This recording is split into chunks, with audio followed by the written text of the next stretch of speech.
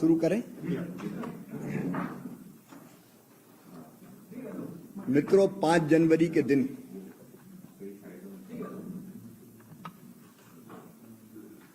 पूरा देश स्तब्ध था, जनता चिंतित थी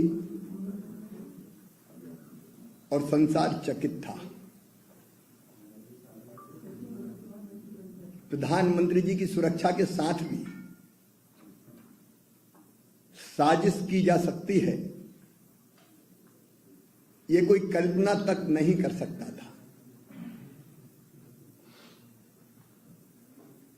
मैंने उस दिन भी कहा था, ये कोई चूक नहीं है। आखिर प्रधानमंत्री जी की सुरक्षा में चूक कैसे हो सकती है जब तक चूक ना की जाए। मैं भी कई वर्षों से मुख्यमंत्री हूं। जब केंद्र में कांग्रेस की सरकार थी तब तत्कालीन प्रधानमंत्री जी के कई दौरे मध्य प्रदेश में हुए थे। उनके आने के 1 सप्ताह पहले से लेकर जब तक उनकी विदाई नहीं हो जाती थी और विमान आंखों से ओझल आसमान में नहीं हो जाता था, हम लगातार नजर रखते थे।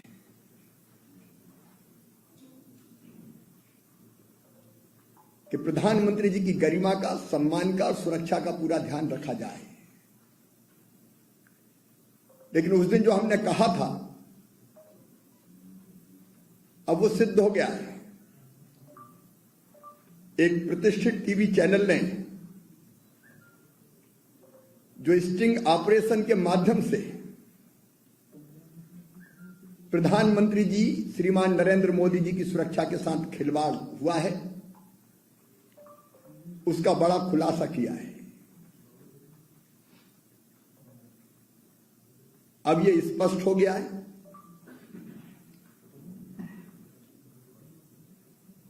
कि यह कोई संयोग नहीं था, एक खूनी साजिश थी, षड्यंत्र था। यह अचानक हुई घटना नहीं थी, पहले से प्रायोजित थी। ये कोई कुदरती नहीं, एक कॉन्स्पिरेसी थी। ये स्पॉन्टेनियस नहीं, स्पॉन्सर्ड थी।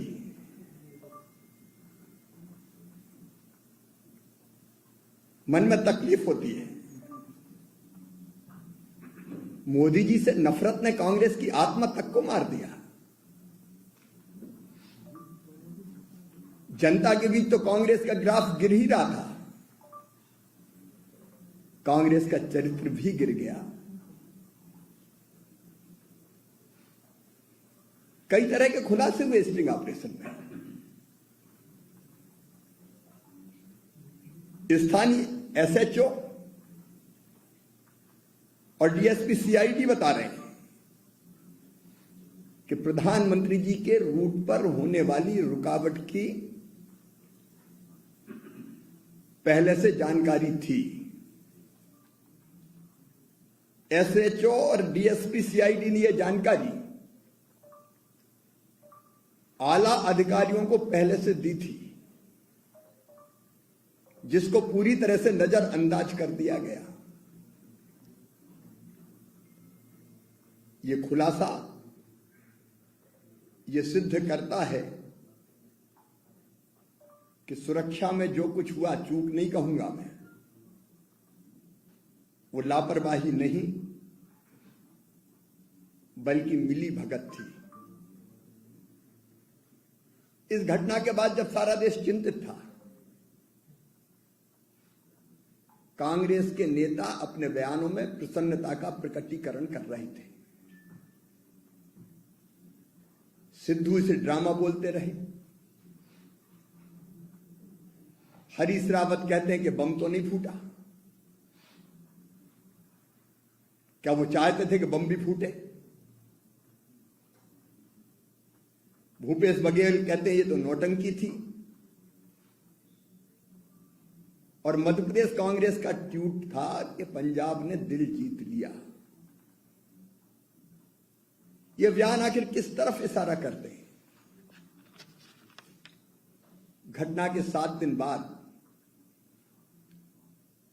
मैं मैडम सोनिया गांधी से सवाल पूछना चाहता हूं, देश जानना चाहता है। पीएम के साथ 5 तारीख को जो घटना हुई,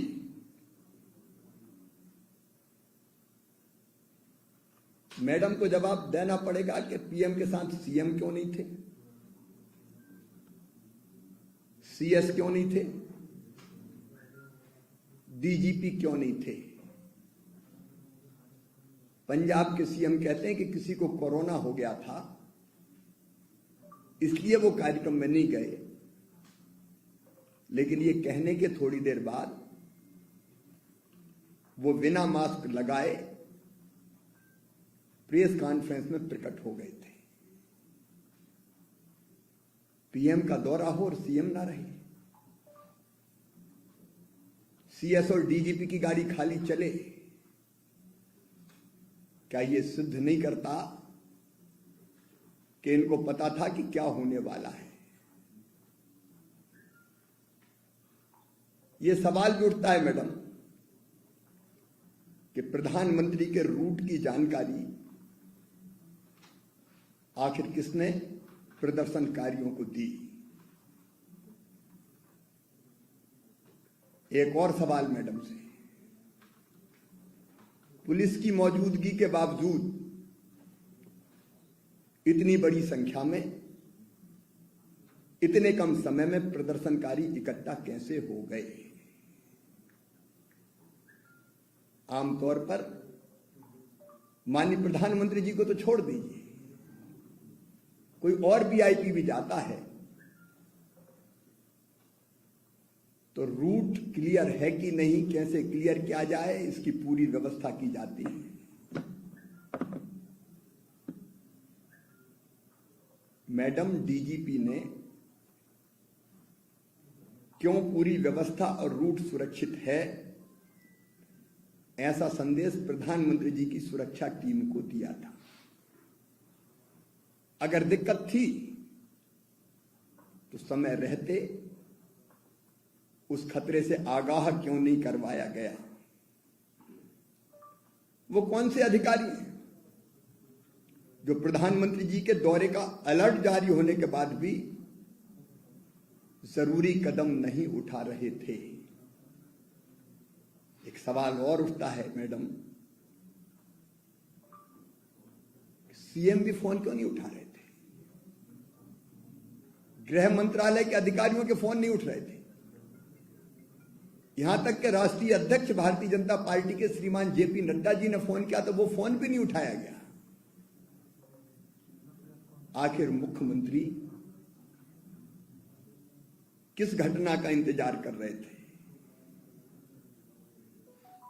इससे साफ जाहिर होता है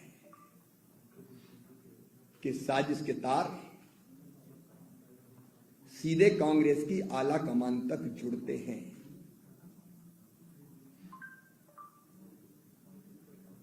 जिस फ्लाईओवर पर माननीय प्रधानमंत्री जी का काफिला फंसा था वो पाकिस्तान की सीमा से महज कुछ ही किलोमीटर दूर था। ऊंचे पेड़, ऊंची इमारतें, यदि कोई घटना घटती तो कौन जिम्मेदार होता? क्या पीएम की सुरक्षा के संबंध में गलत जानकारी देना राष्ट्रद्रोह नहीं है? पंजाब सरकार ने जो एफआईआर दायर की उसमें सेक्शन 283 लगाया गया जिसमें मात्र 200 रुपए के दंड का प्रावधान है। क्या प्रधानमंत्री जी की सुरक्षा और राष्ट्र की सुरक्षा से खिलवाड़ करने का जुर्माना महज 200 रुपया है। ये जवाब आज देश मांग रहा है। कांग्रेस को ये जवाब देना पड़ेगा। ये पहली बार नहीं है कि श्रीमान मोदी जी से घृणा करते करते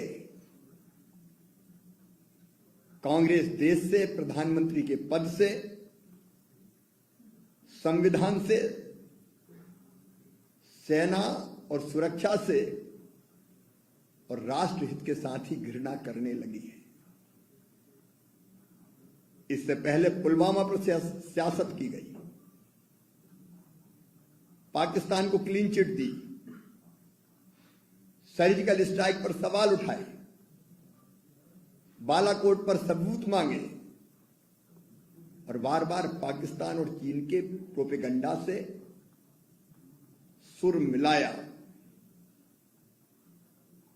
केवल एक व्यक्ति से नफरत करते करते कि ये कांग्रेस की आदत बन चुकी है। ये ऐसे सवाल है जिनका जवाब मैडम सोनिया गांधी को देना पड़ेगा, राहुल गांधी जी को देना पड़ेगा, कांग्रेस को देना पड़ेगा। धन्यवाद।